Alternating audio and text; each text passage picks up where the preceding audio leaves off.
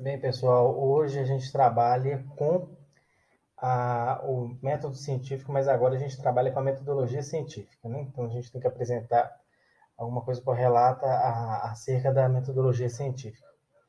E o que acontece? A gente pode abrir esse método, esse assunto com o seguinte do método, para depois a gente ir expandindo até a metodologia científica, beleza, galera? Para a gente ir explicando o que acontece. Primeiro de tudo, vocês me perdoem onde que eu estou gravando, mas aqui é um closet, ali atrás tem uma suíte dentro do closet, é o único lugar que tinha silêncio aqui nessa casa, porque o vizinho não para de infernizar e fazer batucada, e é foda. Então vamos lá, então vamos começar e vamos desenrolar esse assunto, beleza? Pessoal, o que a gente tem que ter em mente é o seguinte, quando a gente trata de ciência, a gente não pode escapulir do método, né? Ciência, igual a gente viu no critério anterior, na explicação anterior, não é uma coisa que sai da cabeça da gente, porque eu quero, porque é assim. Não. O que acontece quando a gente fala de ciência? A gente tem que ter um método todo, né, um método validativo todo para a gente estar tendo argumento e tendo até utilidade para aquilo que a gente está trabalhando, para não ser uma coisa academicista. Então, se você vai fazer uma coisa que vai servir só para academia, só para você ter um título de mestrado, doutorado debaixo do braço, então não vai contribuir com a sociedade nem com a humanidade, então essa pesquisa, esse tempo, esse dinheiro investido não vale nada. Então, eu acredito que as coisas são feitas em prol, não do acadêmico de mestrado, doutorado, que foi ele indicado, é amigo de alguém, muitas das vezes, ou até amante de alguém, mas de uma coisa que vai ser útil para a sociedade, que vai ser útil, não só para a vida do cara, para o cara tirar a mão, eu tenho um mestrado, eu tenho um doutorado, não. É uma coisa que vai ser útil para a sociedade, que vai ser útil para os pares, que vai ser útil no dia a dia, uma coisa, bem dizer, prática. Não é uma coisa, um artigo de perfumaria, um troféu. Bacana? Então vamos lá trabalhar com método científico e aprender a trabalhar com isso aí. Então, muito bem. Pessoal, o método científico, ele é um conjunto de regras. Então, você tem um conjunto, um procedimento, né? Então, são regras básicas e os procedimentos que eles estão ali produzindo um conhecimento científico, né? Não é uma coisa academicista que você vai, na academia, você vai usar o pretexto disso para sustentar uma coisa sem pé nem cabeça só para você ter um título. Então, é um conjunto de regras. Você tem umas regras, são básicas, bem restritas, né? E que a gente vai chegar nelas aí, e um conjunto de procedimentos. Você produziu alguma coisa de verdade, alguma coisa factual, alguma coisa verídica, em cima do que você está trabalhando, né? Que vai gerar ali talvez até um novo conhecimento, ou a correção do conhecimento, evolução, que a gente sabe que a ciência não é estanque, né? E vai aumentar a área de incidência do conhecimento que anteriormente existia, beleza? Uma coisa era pensada de um jeito, agora é pensada de outro. Nada maluco igual uma terra plana, por exemplo, mas uma coisa que vem ali contribuir mesmo, né? Uma coisa ali, um novo método, uma nova prática, uma invenção de alguma coisa. Então, quando vocês falarem de método científico, vocês têm que pensar com a cabeça de inventor. Não, eu quero fazer um negócio para inovar, quero fazer um negócio para melhorar. Uma coisa que não existia, mas eu quero provar determinado tipo de coisa, fazer determinado tipo de coisa para facilitar a vida das pessoas, né? Então, vocês podem tomar como sumo o seguinte, ele é um conjunto tem um conjunto sempre de regras, de procedimentos, e é uma correção até do que existe, bacana, e que vai ampliar ou criar um conhecimento, beleza? Uma outra característica, gente, do método é o processo de produção do conhecimento. O processo de produção de conhecimento precisa ser o objetivo do cientista. E o cientista ele deve ser, gente, eu sei que na apostila, no material, nos livros, principalmente no Brasil, a gente vê que não existe objetividade, mas a maioria dos casos, né, que são levados a sério, que as pessoas ganham dinheiro com isso e conseguem mesmo, como é que eu falo com vocês, conseguem mesmo ter notoriedade e utilidade para o conhecimento científico delas, é um conhecimento objetivo e imparcial. Bacana na maioria das vezes. Então, é objetividade, eu estou inserido nessa regra. Não. A maioria das vezes é uma coisa imparcial, né? E na interpretação dos resultados. Então, você tem esse objetivo imparcial na interpretação dos resultados. Pode ser uma corrente positivista? Pode. Pode ser uma corrente indutiva? Pode também, mas até na corrente dedutiva você tem que ter determinado tipo de parcialidade. Não é porque é ciências humanas que você vai inventar os treinos da sua cabeça e repetir jargão, filho de peixe, peixinho você mais ou menos vai a montanha vai a mais ou menos, nada disso. Beleza? Então tem que ter uma imparcialidade, uma objetividade, uma interpretação séria nos resultados obtidos aí, beleza? E nos procedimentos, principalmente a integridade dos procedimentos, viu? Então, uma pergunta, gente, que a gente faz, que a gente sempre faz uma pesquisa, mas até a pergunta dentro do método, tudo ronda em torno dela. Então, uma pergunta, ela é constitutiva do trabalho científico. Toda a qualidade do trabalho depende de uma pergunta. Então, de certa forma, é o eixo bacana do trabalho, do conhecimento científico, até do método, para investigar determinado tipo de coisa. Então, vocês têm que fazer o seguinte, vocês têm que juntar determinadas evidências, né? Que a maioria das vezes, para você ser levado a sério, para você não ficar só no núcleo de academia, então o núcleo de academia é autofágico. A pessoa pensa assim, eu sou professor, vou fazer um mestrado para formar professor, para formar outro professor, que vai fazer outro professor, que vai dar aula para outro professor, que vai fazer... Não pode, tem que ser um trem produtivo. Então, o que acontece? Consiste em você estar aí juntando algumas evidências empíricas, né, a maioria dos casos, indutivo principalmente. Mas a gente está falando aqui das ciências humanas. Não. A gente trata também das ciências sociais, nós vamos chegar lá, que tem um decreto que regulamenta isso tudo, apesar de que a profissão de antropólogo não tem nenhuma regulamentação no Brasil, então a pessoa que forma em ciências sociais, até mesmo pessoas, já vi pessoas formadas em letras falando que são antropólogos e agem como tal.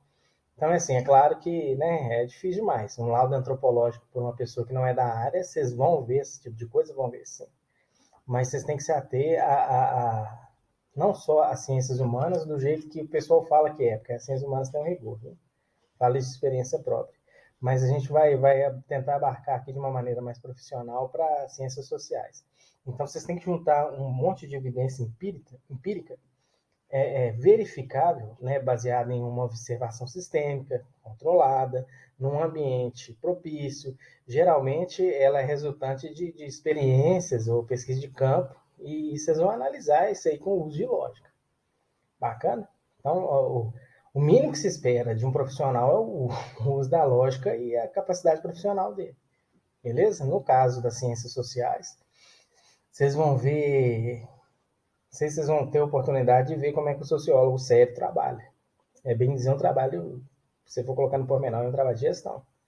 Bacana, porque ele controla, ele planeja, ele participa de determinados projetos, de determinadas políticas, de programas. Então, muitas vezes a pessoa trabalha no setor público, mas também ela presta uma consultoria e aquele trabalho dela vai para a mão ou de um juiz, que ela precisa emitir um laudo, precisa emitir um relatório, vai para a mão da autoridade policial, vai para a mão de um promotor de justiça, vai para a mão de um grande empresário, vai para a mão de uma multinacional, vai para a mão do investidor. Então é uma coisa que não é bobeira, eu vou trabalhar como se eu estivesse escrevendo um artigo, um ensaio, não. É um trabalho sério. Por isso que vocês têm que juntar evidência empírica, verificável, baseada numa observação sistemática e controlada, né? Geralmente é resultado das experiências da pesquisa de campo. Não é gabinete, é campo, beleza? Para analisar tudo com o uso da lógica. Então, a gente pode até voltar aí no seguinte, a gente pode ter como é que eu explico para vocês? A gente pode ter uma noção com a multiplicidade, né? Com a multiplicidade de leis, né? Eu não falo do sistema legal, mas falo da multiplicidade de leis, de regras de procedimento, que a gente que serve frequentemente, gente, para a gente sair fora do que está errado, do que não vai dar certo, do que não é real. E um estado muito melhor, um estado muito melhor aproveitado daquele objeto de pesquisa, daquilo que você está querendo perquirir, provar, né? Possuindo uma metodologia, um procedimento rigorosamente aplicado, beleza? Testado, se não deu certo, você vai para outro, tranquilo? E de um grande número de preceitos no qual a lógica é composta, né? Então, vocês têm que acreditar bastante mesmo em aceitar, né? Em nunca aceitar como verdade coisa nenhuma que vocês conhecessem como evidente. Então, tipo assim, porque o povo falou, porque eu acho. Não, nada disso. Você tem que, cuidadosamente, você tem que estar ali perquirindo, investigando, analisando, de uma forma bem sistêmica mesmo, o que é aquilo que você quer, aonde que você quer chegar, o objetivo que você quer chegar. Conduzindo a ordem de pensamento, né, começando do objeto. Aí vocês vão imaginar, puxa, o cara é cartesiano. Sim. a base, pelo menos para mim, trabalho nessa área há mais ou menos uns 14 anos, sempre foi o pensamento cartesiano. Você começa pelo mais simples, né? Aí depois você vai subindo no degrau, até você passar a entender os mais difíceis. Beleza? E nisso aí tem uma boa quantidade de método. Beleza? Uma boa quantidade de programação, de, como é que eu falo para vocês? É método mesmo. Método. Uma grande quantidade de coisas que vocês vão ter que ir organizando ali para chegar até lá. Quer ver um exemplo? Vou dar um exemplo para vocês. Vamos supor que você trabalha numa consultoria. E essa consultoria quer saber se aquele empreendimento, se o seu cliente, se o empreendimento, ele vai dar certo ali em determinado lugar X, Y, Z. Né? Vamos supor que é um empreendimento, um empreendimento agropastoril, mas está numa região onde tem pessoas que moram aqui naquele vilarejo ali perto, que é um negócio histórico, aí tem uma represa lá perto, aí tem um negócio que não dá para fazer uma represa, para você trocar a área agropastoril com outro lugar, para você ter uma atividade agrária, como é que isso vai ser recepcionado não só pela população local, mas como é que isso vai ser recepcionado pela população do estado, do distrito, né? Então, o que acontece? Muitas vezes uma multinacional, ela manda a rapaziada dela de lá, suponhamos, um pessoal da Alemanha para cá. Mas ela quer saber do pesquisador nativo daqui. O que pega, o que acontece. Então, você vai ter, não é só aquele negócio de, eu vou andar de casa em casa e perguntar aos outros, eu sou um antropólogo para caramba. Não, nada disso. Eu estou olhando aqui, estou lendo jornal, estou pensando com meus botões aqui, eu sou sociólogo demais. Não, nada disso, velho. Nada disso. Porque eu entro no Facebook todo dia, então eu sou politólogo, conheço muito ciência política. Não. Você vai ter uma série de métodos aí. Você não vai ter só entrevista, você vai ter que pegar uma série de dados, você vai ter que conflitar esses dados, você vai ter que interpretar esses dados, você vai ter que ir a campo, não para conhecer a população, mas para conversar com as pessoas, fazer visitas técnicas. Né? Então, é uma coisa assim, no campo profissional do método científico, vocês vão ver que no campo da área social, vocês vão usar muita metodologia muito semelhante com o indutivo, mas nós vamos chegar lá, no hipotético dedutivo que a gente vai falar. Bacana? Então, antes de mais nada, gente, a pessoa que mexe com as ciências sociais, ou até mesmo as ciências humanas, como alguns colocam a dizer, ela não pode se furtar de saber matemática. Mas eu só leio aqui, eu só faço ficha de leitura, então não. Tem um método que é o método qualitativo. Esse aí, cara, sinceramente, esse aí é o que mais salva, o que mais faz as pessoas te levarem a sério quando você sabe mexer com o método quantitativo, beleza? Quando você sabe mexer com números. Falo com vocês de um conhecimento bayesiano, falo com vocês de um conhecimento ali, de um quadrado, de uma regressão, vocês saberem isso, uma modelagem, até mesmo saber uma escala, como que eu falo com vocês, uma derivada, um cálculo simples, então um cálculo 1, um cálculo 2, vocês têm que saber. Não é questão que vocês, vou formar engenheiro, não, mas a pesquisa quantitativa ela é muito importante. Por que a pesquisa quantitativa é muito importante? Elas são as conexões da causa e efeito, viu, gente? Da casualidade, que são reconhecidas e explicações finais de relações causais, que vão ser fornecidas. Então, elas operam como dados quantitativos, gente, que, na realidade, elas são os resultados das medições a partir do que você observa, não é a observação da realidade. Eu vejo, na minha época que eu trabalhei na educação, eu vi o pessoal falando, eu fiz uma observação. É um professor de história que correu o olho na sala, o outro, eu fiz uma observação. Não, observação não é nada disso, é relatório, frequência, né? Eu tabulei uma prova, eu fiz uma observação, não, nada disso, viu? Então, você trabalha com frequência, você trabalha com regressão, é uma coisa totalmente diferente. São cálculos mesmo que você vai fazer, né, que você vai operar os dados quantitativos e você vai fazer ali o resultado das coisas que você está verificando. Quer ver um exemplo? Um exemplo claro para nós aqui, opinião pública. Né? Quantas pessoas gostam de McDonald's? Quantas pessoas não gostam de McDonald's? Por que as pessoas gostam de McDonald's? Por que o McDonald's representa na vida dessas pessoas? É um símbolo imperialista? É um símbolo de boa comida? Muitas pessoas gostam de McDonald's porque ele engorda. Então, são com esses dados quantitativos aí que vão ser resultado das suas medições. Porque você vai observar a realidade a partir disso, né? Então, isso aí vai sumir na forma de entrevista, pesquisa e experimento. Então, o método de pesquisa quantitativa, gente, de teorias e modelos sobre um objeto de pesquisa que já está disponível ali para você, de investigação, e a partir delas, né, que vão derivar as hipóteses dedutivamente, bacana? Que vão ser verificadas no processo de pesquisa. A avaliação dos dados ocorre por meio estatístico. Então, gente, muitas vezes a gente tem a ciência da estatística que ajuda a gente bastante. Então, estatística não é colocar um número em cima do outro e falar, ó, Tom, eu tenho 10 maçãs aqui, eu tenho 10 pessoas que não gostam disso. Não, nessa estatística vai muito além disso. Principalmente quando vocês trabalharem com, não sei se vocês vão trabalhar, vão ter vontade de trabalhar com estimação. Bacana? Então, os procedimentos com a estatística descritiva, gente. Então, a estatística descritiva é 1, 2, né? Você tem estatística descritiva, que trata desses números inteiros, e você tem dados contínuos, né? E tem estatísticas derivadas também. Beleza? Mas essa que importa para a gente aqui é descritiva, né? Que é a descrição e distribuição de determinados relacionamentos, das coisas relacionadas. A estatística indutiva, né? Como teste de hipótese.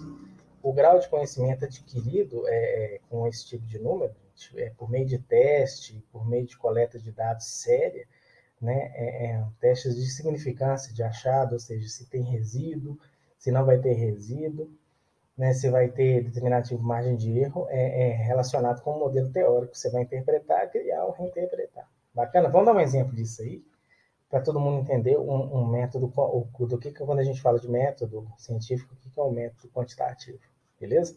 Que eu gosto de explicar dando exemplo, para a rapaziada entender. Então, vamos pegar bem. Aqui, eu tenho um universo com determinadas variáveis. Então, eu tenho a variável, vamos pegar aqui no setor público, eu tenho a variável aqui preso, recluso, aí eu tenho a variável aqui, como é que eu falo com vocês? O criminoso, né, aqueles que já vivem disso, que já tem vários antecedentes, várias condenações, e o outra modalidade de preso, que não é o criminoso, bacana? Que é o preso comum. Então a gente está trabalhando com preso, vamos qualquer coisa bem simples, o preso comum, o criminoso, no universo preso. E nós vamos colocar aqui um universo conflito dentro de unidade prisional. Então a gente vai fazer o seguinte, a gente vai quantificar a quantidade de preso, quantidade de criminoso e a quantidade de preso comum, entre aspas, preso comum aí nesse universo, que não é criminoso, que é a pessoa que vive disso de forma reincidente, retinente. E vamos colocar outra variável, conflito.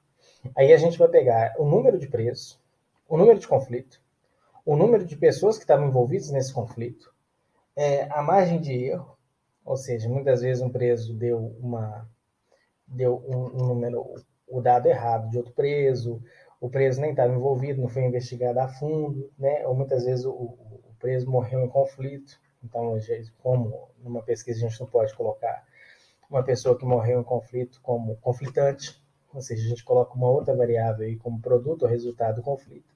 E a gente vai trabalhar nisso tudo para a gente ver o que está acontecendo com a violência carcerária.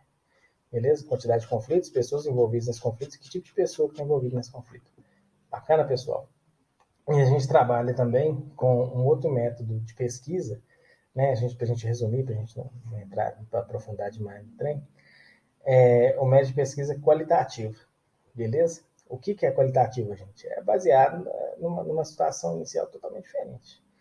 Então, uma situação de dados, não deixa de ser uma situação de dados. Né? Mas a pesquisa, ela enfrenta, na realidade dela, questões muito complexas. Vocês querem exemplo de uma coisa qualitativa muito bacana, que não foge ao escopo? Bourdieu. Bourdieu, ele é muito vulgarizado na área de educação. A área de educação vulgariza demais, principalmente a área de pedagogia, a área de licenciatura. Mas Bourdieu, ele é muito mais profundo. Tanto é que ele morreu sem a obra dele estar completa. Certo? Então, vocês vão ver uma coisa bacana, qualitativa aí com Bourdieu. Então, as descobertas que a gente vê nessa área, quando elas estão disponíveis, né, por exemplo, ela descreve uma situação social, né? Então, muitas vezes, ninguém nasce em Guattari, ninguém lá nasce em Philips, ninguém nasce em Downs, né? Então, Eu vou descrever uma situação social que não. É muito mais profundo que isso. Então, vocês podem tomar de princípio Bourdieu. No dia que algum de nós estiver no nível de Bourdieu, sim, a gente consegue descrever uma situação social, fazer uma coisa qualitativa de qualidade. Qualitativa de qualidade. Então, aqui, as pessoas, então, por esses métodos de descrever essas situações sociais, através de entrevista, análise de caso individual, ou análise de conteúdo, né? Imagem, documento, áudio, né? Então, os dados qualitativos eles são coletados e são avaliados de uma forma bem diferente do quantitativo, né? O objetivo dessa abordagem é a compreensão. Então, para o cara ser levado a sério nessa área, o cara tem que ser muito fera. Não é um academicista, um doutor, só porque o cara tem um canudo de doutorado, não. Tem que ser um cara muito fera, que consegue compreender uma situação muito ampla e ele consegue resolver um problema muito complexo. Para alcançar esse tipo de compreensão, gente, é um trabalho interpretativo que você tem que ter uma bagagem assim, de outro mundo, né? Por meio de uma análise, de uma entrevista muito bem estruturada, de uma narrativa, né? Que o objetivo dessa pesquisa é a exploração do fenômeno social que é totalmente desconhecido, né? Um fenômeno de uma teoria, um modelo, uma pesquisa, né, qualitativa, ela tem uma tendência de uma abordagem totalmente indutiva. Então, vou dar um exemplo para vocês aqui bacana. O advento do nazismo, o advento do fascismo, né, como matéria revolucionária, é uma coisa que ninguém nunca tinha visto, né, pelo menos na história ali do século XX, XXI foi posterior, né, do século XX e XIX, ninguém tinha visto esse intento revolucionário, nacional-socialista ou fascista. Então, foi uma coisa assim, para explicar isso aí, deu para acabar, viu, gente? Então, quando a gente fala de pesquisa social, quando a gente fala de metodologia de pesquisa, é o método que a gente quer manter aqui, quer falar, é do hipotético dedutivo, né? Primeiramente, quando a gente fala do hipotético dedutivo, o pesquisador ele tem que definir uma proposição lógica, uma suposição. Então, o problema que eu falei anteriormente, né? Uma hipótese, para explicar determinado tipo de fenômeno e observar esse fenômeno. Então, ele desenvolve um monte de experiência de observação, ou senão ele desenvolve um monte de formulário, um monte de dados que ele tem que interpretar, ele tem que coletar e interpretar, né? E ele testa essas hipóteses, beleza? Aí, se confirmada a hipótese, se confirmada a hipótese, pode gerar determinado tipo de conhecimento que gera leis específicas, igual no caso. Vamos supor que, um exemplo bem bobo. Todo mundo que usa camisa amarela gosta de melancia. Aí vai validar essa lei em tudo é lugar ou em determinado contexto. Bacana? Juntamente com mas para fazer isso ele tem que juntar um monte de evidência que gera essa teoria científica, beleza? Pensando na construção de teoria, em cima de teoria, ele vai ter que ter um cenário para focar e gerar a percepção do mundo nessas hipóteses e testar, viu, gente? Lembrando que os tipos de abordagem têm que submeter as principais hipóteses para determinado tipo de teoria. Então, é um teste prático de falseabilidade. Então, se você trabalha com ciências humanas, você trabalha com ciências sociais, você não pode tirar o trem da sua cabeça e botar no papel. Para uma autoridade policial, para um grande investidor, para uma pessoa da multinacional, bacana, para um juiz. Então, tem que ser um trem que realmente, olha, isso aqui é verdadeiro, realmente foi testado, realmente foi observado ao longo da história e a gente tem esses métodos aqui e realmente foi observado esse novo fenômeno que é semelhante a esse. Bacana? Então, quando a gente fala de método científico, a gente tem que lembrar de alguns elementos deles. Beleza? Então, a gente fala da caracterização, quantificação, observação e as medidas que você está usando, que tipo de variável que você está usando, se você está quantificando, qualificando essas variáveis. Beleza? Ou esse objeto que você quer analisar. Beleza? As hipóteses, né, que são um problema que você levanta, uma explicação hipotética acerca de um objeto. Previsão, viu, galera? Uma dedução lógica. Você tem de determinadas hipóteses. Uma coisa que você já vem observado, mas você quer provar. Experimento. Não tem jeito, você vai ter que observar, você vai ter que fazer experimento, mas lembrando que experimento com ciências sociais é um pouco complicado. Viu, gente? Um laboratório social é uma coisa difícil de fazer.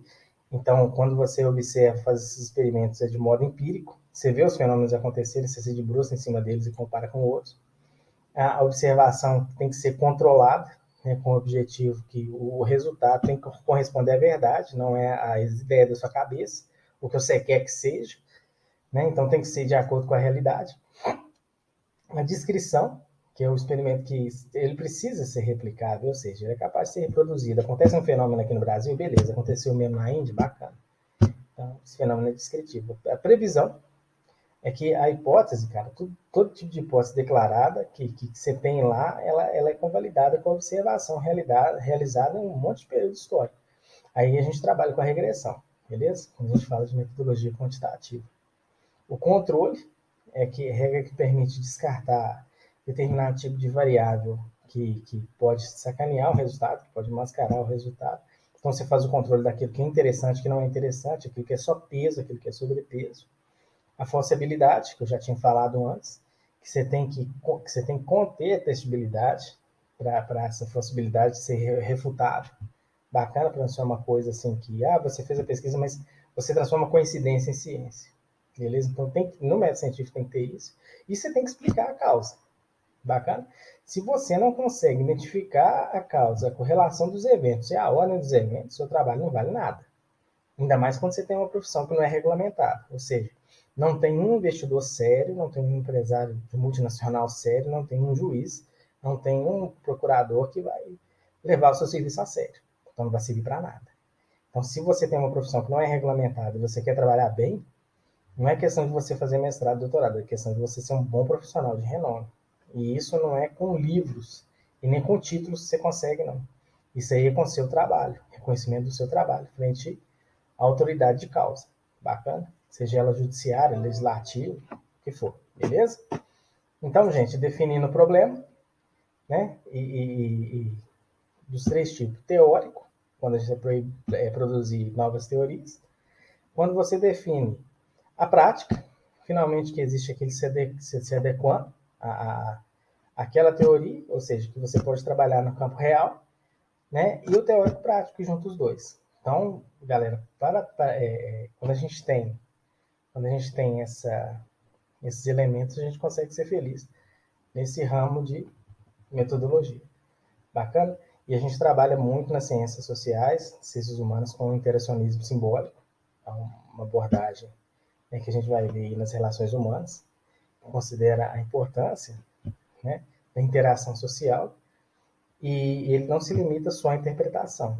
E a gente trabalha também com a etnometodologia, nas ciências sociais, que vocês vão ver aí como uma corrente da sociologia que a gente vai trabalhar com a perspectiva compreensiva, uma sociologia compreensiva, né, em uma posição só à noção explicativa. Bacana? Então, esses são os métodos, né? A questão quando a gente trabalha com a metodologia, a questão que a gente trabalha com a ciência do método, e a questão séria quando a gente trabalha de uma forma profissional. Então, os métodos, a grosso modo, e é bem breve modo, eles se baseiam mais ou menos nas ciências sociais, eles se baseiam muito nisso aí. Bacana? Então, obrigado, galera. Feliz fim de ano, Feliz Natal, todo mundo fica com Deus aí. Tudo de bom. E vou sair fora do closet, que eu não gosto muito de ficar nesse closet, nem perto dessa suíte, beleza? Valeu, um abraço, tudo de bom. E para quem tá de férias igual eu, boas férias. Fui!